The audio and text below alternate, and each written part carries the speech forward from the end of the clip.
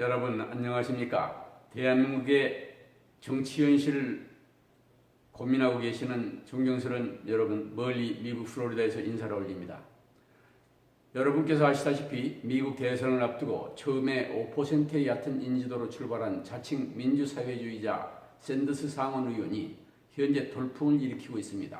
인류 1% 미만의 극소수 다국지역 기업주들인 록펠러, 멜론, 카네기 등 어마어마한 부호들의 모임인 프리메이슨이 조종하는 자본주의 국가 미국에서 과거에는 상상도 못했던 사회주의자가 당당히 양대 정당의 하나인 민주당 후보로 나와 돌풍을 일으킨다는 사실은 미국 시민들의 의식 수준이 건국 240년이 되면서 이제야 자본주의로는 결코 99%의 인류가 행복해질 수 없다는 사실을 깨닫기 시작했고, 또 99% 국민을 홀대하면서 1% 미만의 프리메이슨을 추종하는 잘못된 정부에 순응할 게 아니라 대다수 일반 사람들의 힘으로 선거를 통해 99%를 위한 정권으로 바꿔나가야 한다는 사실 등을 미국 국민들이 깨달아가고 있다는 증거입니다. 사회주의라면 무슨 괴물이나 돼야 태운 미국인들에게 갑자기 샌더스가 영광을 받는 이유는 무엇일까요? 바로 미국 자유언론의 역할 때문입니다. 미국의 주류 언론들은 논설을 통해 샌더스의 공약을 실천하려면 천문학적인 비용이 든다고 공격해서 주류 언론의 주인들인 프리메이슨의 비위를 맞추면서도 한편으로는 절대 다수의 국민들을 의식해서 샌더스의 강연 내용을 있는 그대로 국민들에게 공평하고 공평하게 알리고 있기 때문에 국민들은 모든 후보들의 주장을 잘 이해하고 있다는 사실이 오늘날 샌더스가 돌풍을 일으킬 수 있는 가장 큰 요인입니다. 한국의 보수여당과 조중동, KBS, MBC, YTN, TV조선, 채널A 등 주류 언론이 선봉이 돼 야당이 샌더스와 비슷한 정책을 내놓으면 포퓰리즘이니 반시장, 반기업적이라고 공격을 해서 국민의 판단을 흐리게 하는 한국의 현실과는 달리 미국의 주류 언론은 야당 측 후보를 모략하거나 비방해서 국민을 속이거나 또는 꼭 전달해야 할 야당 측 주장을 축소 내지 묵살하는 편집을 하고 또는 왜곡해서 국민들을 오도하는 유치한 짓은 결코 안 한다는 것입니다. 여러분, 우리 인간 사회의 다른 분야는 다 부패해도 마지막으로 언론 하나만 살아서 제 갈 길을 간다면 언론의 힘으로 그 부패는 반드시 척결되는 게 바로 민주 언론의 능력이요 역할 아닙니까? 그런데 현 정부는 4대 자유가 보장된 대한민국의 헌법을 무시하고 국민의 입도 귀도 다 막아가며 또 아버지의 극악한 친일 행적과 공산당원 경력은 물론 쿠데타에 따른 장기 독재로 인한 인권유린 등 숨기고 싶은 추한 내용들을 물타기 내지 미화시키기 위해 그의 딸이 위안부, 계엄군, 유신 비판 등 역사적 사실을 모두 삭제한 엉터리 국정교과서를 만드는 등 1970년대 아버지의 유신시대로의 회귀정책을 보면서도 주류 언론은 어정쩡한 자세로 일관하는, 그래서 기자 쓰레기를 가리킨다는 기레기가 판을 치는 서글픈 나라가 되고 말았습니다.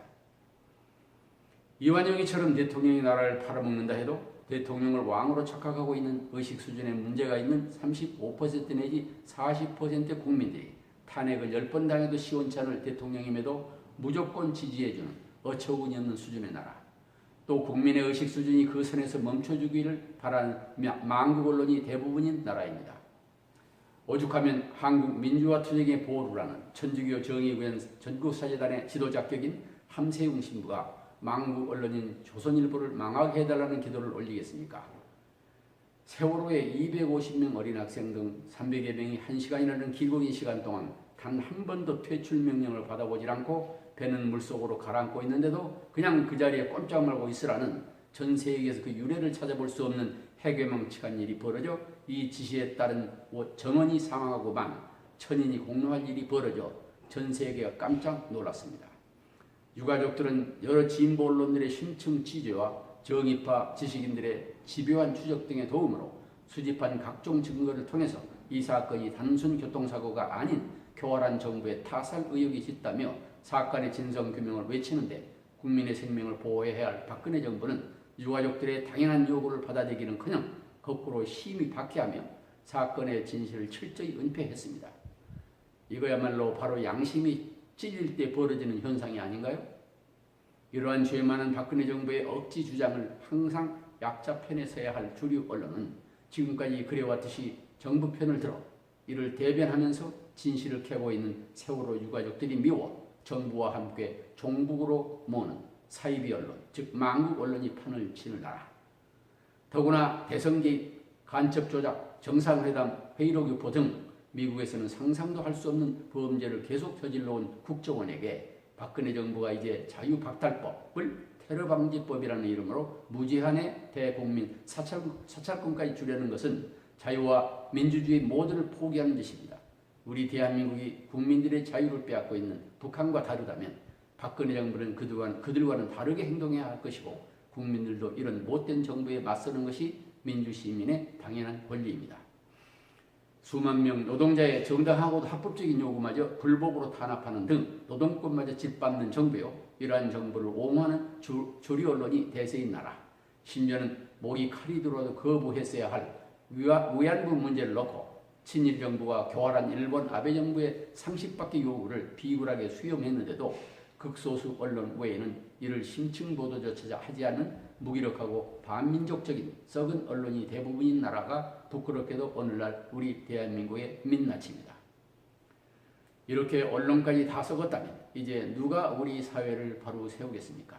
언론자유 순위에서 영국이 34위, 프랑스가 38위인데 노무현 시절에 31위로 최고의 자유를 누린 대한민국이 이제 68위로 역대 최하위를 기록하고 있습니다.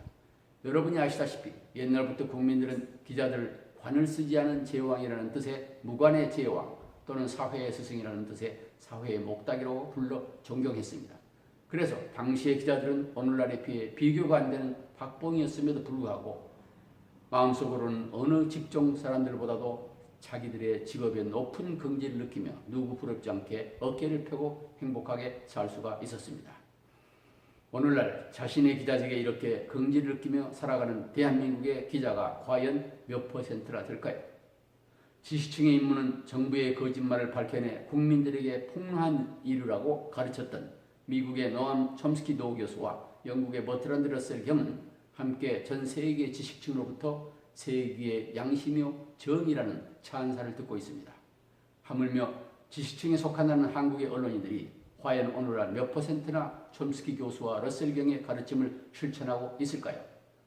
극소수 참다운 언론인을 제외하고 오늘날 조중동을 비롯해 청와대의 지배에서 벗어나질 못하는 대한민국의 방송들은 모두 부끄러워할 줄 알아야 합니다. 탄압이 두려워서 우리 언론이 언제까지 본연의 임무를 팽개치고 부끄러워할 줄도 모르는 인면수심으로 일제 때 최남선, 이광수, 서정주 등 친일파 문인들 모양 나와 내 가족만 호의호식하면 된다며 거짓말을 되풀이하는 정부의 나팔수 노릇에 만족하는 이기주의자로 살아야겠습니까?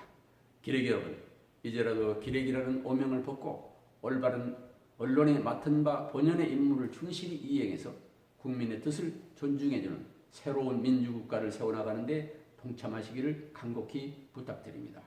그렇게 해서 훗날 우리 후손들이 우리 할아버지는 비록 가난했지만 만난을 무릅쓰고 조국의 민주사회 건설을 위해 훌륭한 언론인 생활을 수행한 자랑스러운 분이었다고 그렇게 후손들로부터 존경받는 떳떳한 삶을 살아갑시다.